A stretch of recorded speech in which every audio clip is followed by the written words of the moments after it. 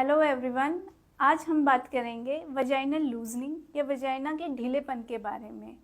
Vagina क्या होता है? वजाइना एक सिलेंड्रिकल स्ट्रक्चर है जिसकी अपनी एक इलास्टिक प्रॉपर्टीज़ होती हैं, बट ये elastic property up to a extent है। It's not like a rubber band, we can not stretch it to out of limit. अब जो ये वजाइनल लूजनिंग है ये होती क्यों है? मोस्ट कॉमन रीज़न है वजाइनल लूजनिंग का child birth. After child birth, because हम एक पूरा बच्चा वहाँ से बाहर निकलता है तो वहाँ की मसल्स टीयर हो जाती हैं, म्यूकोसा पूरा स्ट्रेच कर जाता है, और ये जो स्ट्रेचिंग है ये पूरी तरह से रिवर्ट बैक नहीं होती है और वजाइना में लूजनिंग रह जाती है। दूसरा इसका रीज़न होता है वो होता है एजिंग की वजह से। एजिंग जिसका पूरी बॉडी पे चेंजेस आते हैं वैसे ही वजाइना पे भी चेंजेस आते हैं, और ये पोस्ट मिनोपॉज़ल जैसे ही एस्ट्रोजन लेवल कम होता है वैसे वैसे इसमें सिम्टम्स भी आने लग जाते हैं, like vaginal dryness, itchiness, irritation, incontinence. These are common symptoms after post menopause. अब इसका इलाज क्यों करवाना चाहिए? क्या ज़रूरत है वजाइनल लूजनिंग का इलाज करवाने का? मोस्ट कॉमन कारण जो बोला जाता है वो है सेक्सुअल डिससेटिस्फैक्शन। दूसरा जो पोस्ट मीनोपॉज़ल सिम्टम्स हैं उनकी वजह से। इसके इलाज में हम क्या कर सकते हैं? What are options for the vaginal tightening? First is kegel exercises.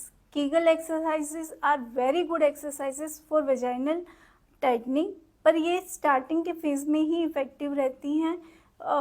एक बार जब लूजनिंग स्टार्ट हो गई है या हो गई है उसके बाद सिंपल सिर्फ कीगल करने से काम नहीं चलेगा, आपको इसको किसी ना किसी प्रोसीजर के साथ कंबाइन करना पड़ेगा।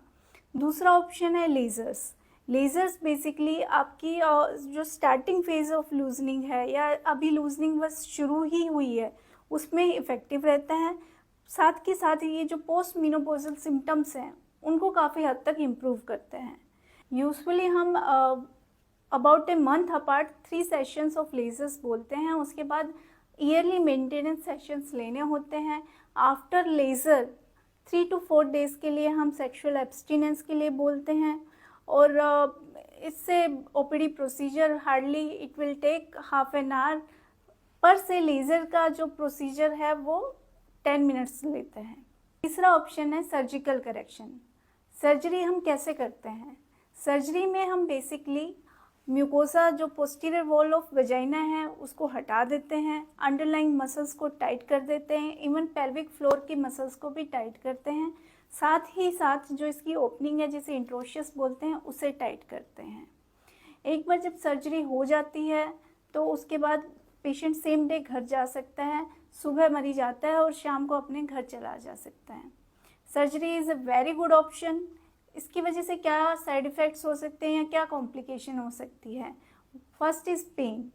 पेन के लिए हम आपको पेन मेडिकेशंस देते हैं।